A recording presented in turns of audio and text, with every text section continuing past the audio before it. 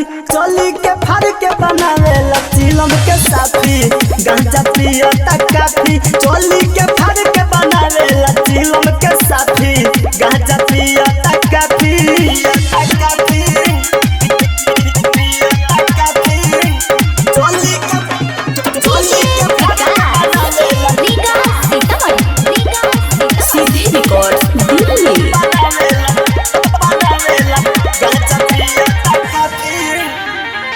दिन भर रहेला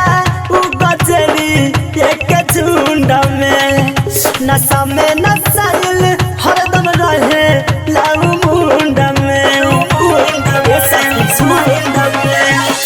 दिन भर रहेला उ गजरी एक झुंड में नशा में नसाइल हरदम रहे लाऊ मुंड में एको गो सखी रे नइखे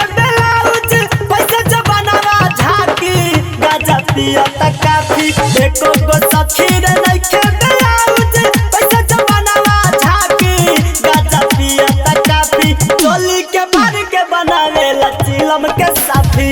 गाजा पियता काफी चोली के फाड़ के बनावे चिलम के साफी गाजा पियता काफी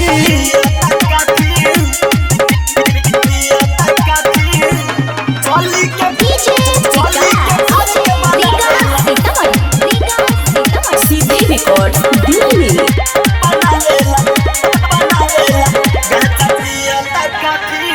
गाजा के चलते काम छोड़ले बाट खेत के नए ब्लाउज मुना रख देता थके गाजा के चलते काम छोड़ा देता खेत के नया ब्लाउज मुना रख देता थके राइटर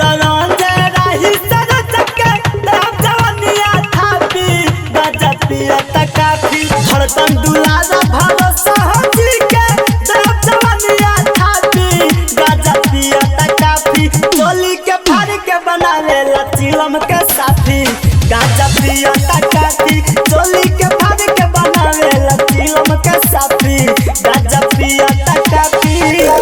सखी रे पियावा हम मिलन गोचरी